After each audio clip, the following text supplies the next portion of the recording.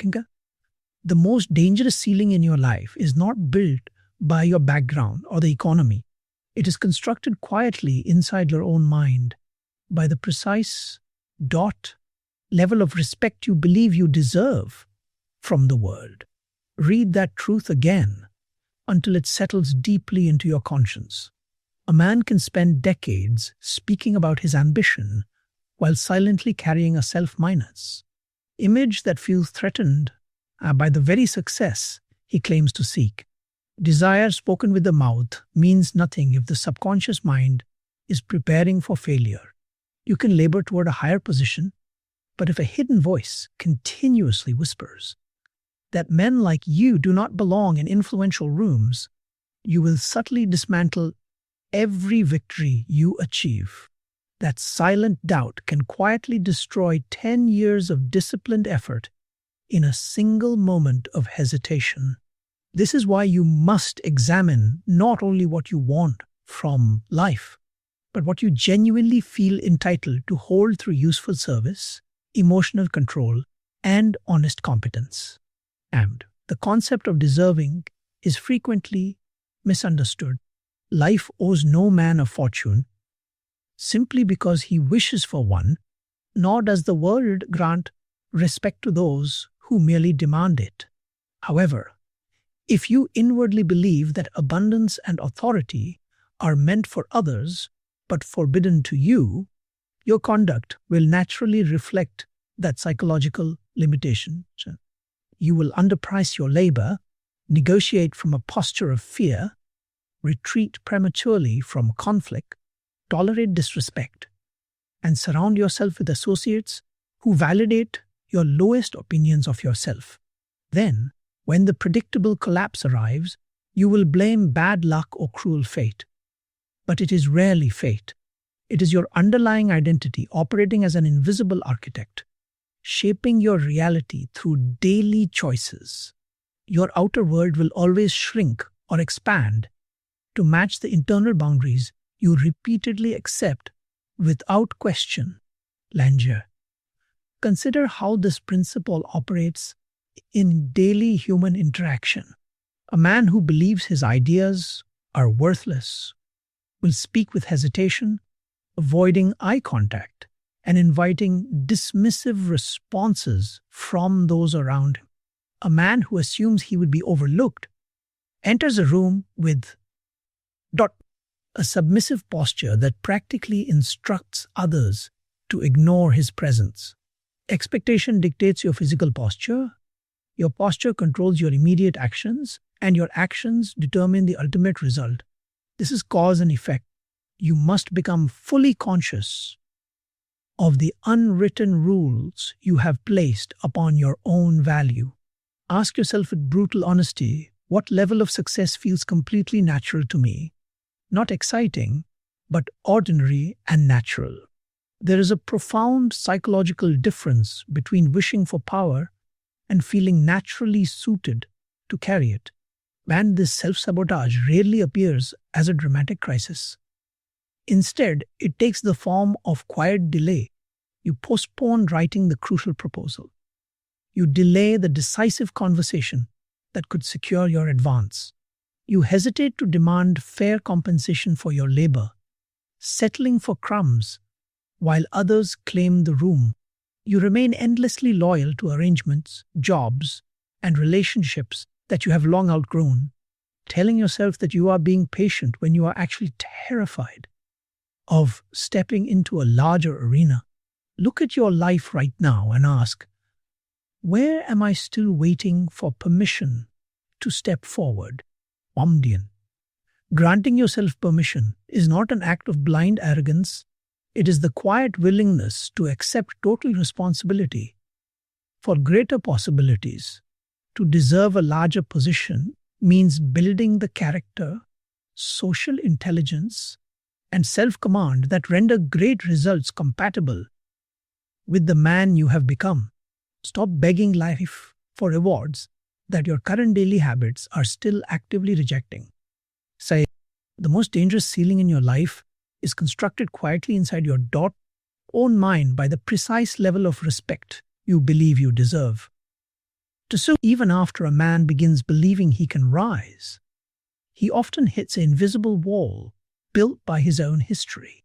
You may begin taking bolder steps, commanding higher respect, and building real authority, only to feel a strange, quiet guilt settling over your decisions. That guilt is one of the most subtle forms of self-sabotage in human psychology. It does not openly demand that you fail. Instead, it whispers that you must not grow too far beyond the people, conditions, and struggles from which you came. Because this message hides behind the mask of loyalty, humility, or gratitude, many men obey it without ever realizing they are surrendering to fear. You must learn to separate genuine loyalty from self-imposed limitation. Loving where you came from does not require you to remain trapped there, nor does honoring your origins require you to repeat every mistake and limitation of your past environment. Lean growth will always expose the silent, unwritten agreements you made with your surroundings before you knew any better. If you grew up surrounded by the idea that financial strength is inherently corrupt, part of your mind will treat incoming abundance as a moral threat. If your early environment praised constant struggle as the only proof of worth, quiet efficiency and smooth success will begin to feel undeserved and dangerous. Whenever life improves, a man caught in this trap will deliberately create a fresh crisis or financial strain simply because hardship feels emotionally safer and more familiar. You must examine your daily actions with absolute candor. Ask yourself, where do I repeatedly advance only to retreat into familiar pressure? Where do I receive respect only to compromise my standing through foolish, impulsive choices? MBA. Your behavioral patterns reveal the deep convictions that your spoken words try to hide. If you secure greater financial gain only to waste it rapidly on unnecessary displays, the issue is rarely a lack of financial knowledge. The real problem is that holding margin creates emotional discomfort because it violates your old identity of scarcity. Money can remain in your possession without damaging your integrity. Wealth can grant you independence without making you arrogant. Responsibility can elevate your position without isolating you from what is good and honorable. You teach your mind these truths through disciplined execution. Manage small resources with absolute precision, maintain reserves, and refuse to use money as a tool to buy temporary approval from people who do not care about your future. The same discipline applies to how you carry yourself in rooms of high influence. A man stepping into a higher circle often acts smaller than he is. He speaks with excessive hesitation, apologizes for his presence, and acts deeply grateful merely to be tolerated, completely forgetting that he was invited because he brings distinct value. Stop entering important rooms as though your presence requires an apology. And Chani, if you have prepared your mind, if you offer genuine competence, and if your conduct is clean, stand with quiet composure. You do not need loud arrogance. You need accurate self-assessment. Other men are merely human beings, regardless of their titles, wealth, or positions. Title does not make another man's intellect sacred, nor does a humble background render your own mind worthless. Ben, observe the standards around you with clarity, respect excellence wherever you find it, but never bow down psychologically to anyone. Inferiority destroys sound judgment just as surely as empty vanity. The man who feels inferior agrees too quickly, surrenders key terms in negotiation, and accepts poor arrangements simply to be included. True self-worth appears in what you refuse to tolerate. Look at your working arrangements, your personal habits, and your closest associations. Every repeated tolerance acts as explicit instruction to your mind. If you tolerate disrespect, you train yourself to accept mistreatment. Raise your standard systematically through single, deliberate actions. Say no where you usually surrender. Demand fair value where you usually shrink. And let daily proof reshape your self-concept into an unshakable foundation. Okay? Loving where you came from does not require you to remain trapped there. Once you break through guilt, a final barrier remains: the fear of what success will demand from you daily. Many men desire the reward of high achievement, but they secretly shrink from the relentless discipline required to maintain it. They want authority, but fear public scrutiny. They want financial freedom, but dread the burden of managing complex affairs. They want to be seen as leaders, yet become paralyzed by the reality that every decision will attract criticism. This hidden tension creates a perpetual state of hesitation. You remain stuck in a loop where you pursue an opportunity until it becomes real, then suddenly lose enthusiasm or delay the final execution. You are not lacking capability. You are afraid of stepping out of the comfortable identity of the man who is merely trying and into the demanding identity of the man who must deliver. And to overcome this final threshold, you must shift your focus from possession to stewardship. Stop asking whether you deserve success as if it were a prize handed down by fate. Ask instead, am I fully prepared to carry this responsibility with honor and composure? Can you handle increased income without falling prey to foolish extravagance? Can you command respect without becoming dictatorial?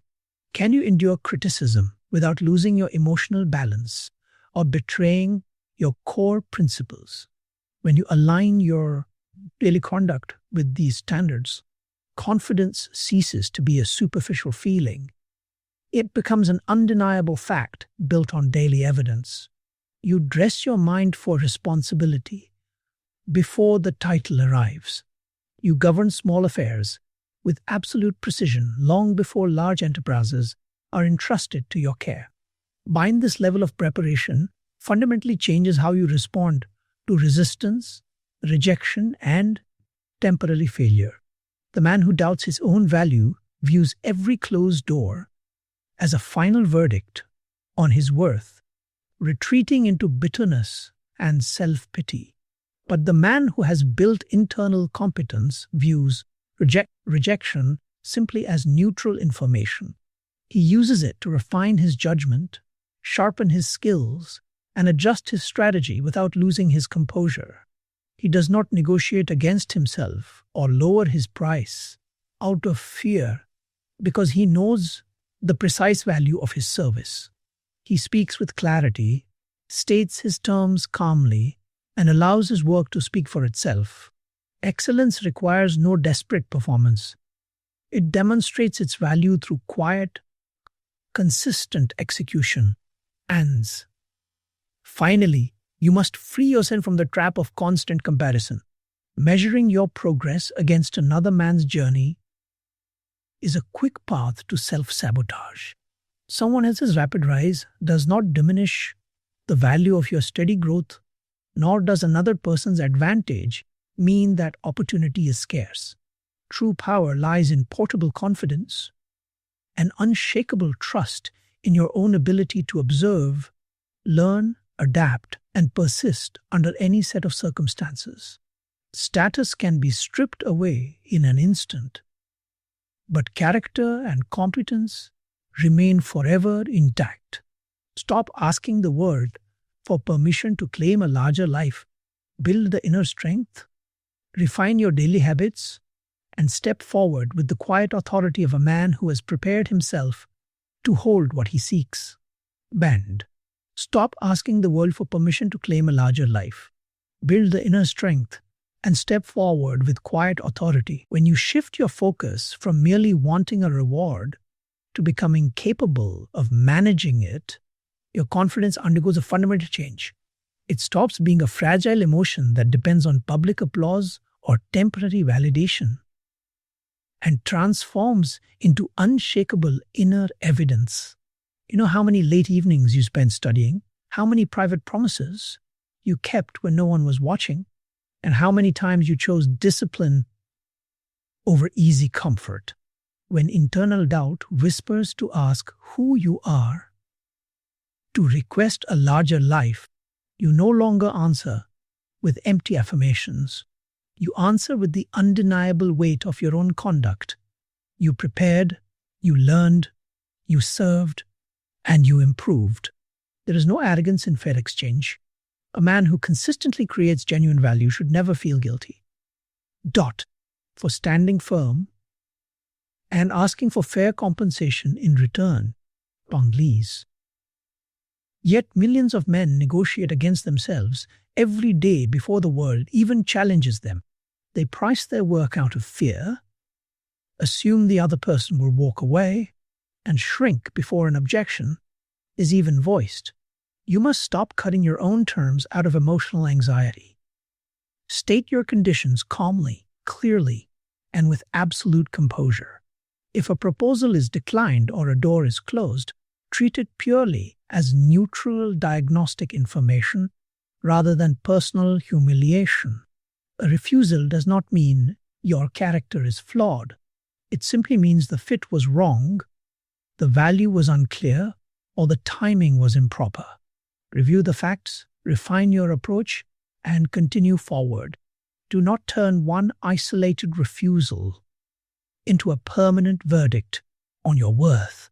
Your personal value and a business transaction are not the same thing, and maintaining that clear boundary protects both your judgment and your courage in high-stakes environments. This same emotional control must be applied when facing another man's advancement. Never use someone else's success as evidence against your own progress. Comparison becomes poisonous the exact moment admiration turns into self-rejection. When you see another person operating at a high level, do not envy his position or assume opportunity is scarce. Study his methods, extract the underlying psychological principles, and apply them directly to your own craft. Scarcity of mind creates envy because it views success as a fixed pie, where another man's gain automatically becomes your loss. Reject that delusion completely. Shift your focus entirely toward value creation. Ask what you can produce, what you can refine, and whom you can serve. A man deeply absorbed in the active process of creation has no time for envy or self-pity. This level of useful output builds what can best be called portable confidence, a deep self-trust derived from process rather than temporary social status. External conditions may shift, markets may collapse, and titles may be taken away, but your internal operating system remains completely intact. Observe, learn, serve, refine, and persist. This gives you a foundation far sturdier than mere popularity. You stop asking whether everyone around you approves of your direction. You quietly take back total control of your own destiny, and you transition permanently from seeking emotional permission to executing real authority over your life. A man deeply absorbed in the active process of creation has no time for envy or self-pity. The final ceiling hidden beyond guilt is the psychological safety of perpetual struggle. A man may say he wants success, yet arrange his daily decisions so that total victory never actually arrives. There is a strange, comfortable security in remaining the contender. As long as you are merely striving, struggling, and aiming for a better future, mistakes are easily forgiven, standards remain relaxed, and nobody expects you to carry heavy authority. but receiving the result completely collapses your excuses. It demands that you stop paying a daily emotional entrance fee through exhaustion and self pity, stepping fully into the demands of real execution. You must become willing to leave behind the familiar identity of the man who is always trying and step into the unfamiliar identity of the man who delivers. Mendy, this transition requires you to break the habit of overcompensation. Many capable men work twice as hard as necessary, not out of true dedication, but out of a deep-seated fear that they do not truly belong in the room. They take on excessive burdens, refuse to delegate, and exhaust themselves daily just to prove their right to be present. Stop paying twice for the same ground. If your work is thorough, let the work stand. If your conduct is reliable, let your reliability speak for itself. Excellence is enough. Stop confusing endless exhaustion with more worth.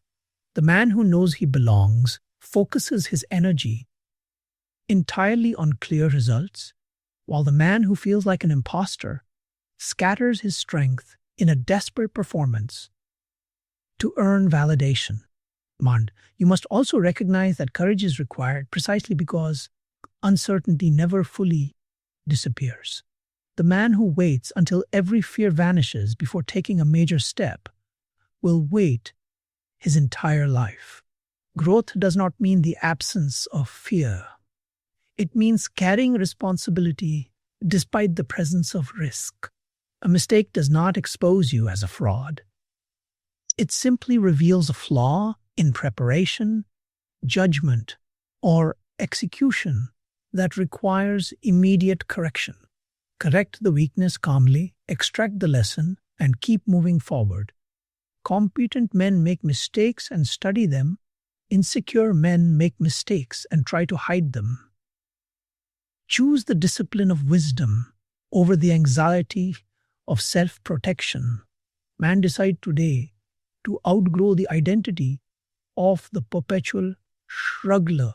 Stop treating success as a rare foreign territory owned by other people and start treating it as the natural outcome of deliberate preparation, sharp competence, and unshakable self-command. Give yourself full permission to step into the authority you have spent years preparing to carry.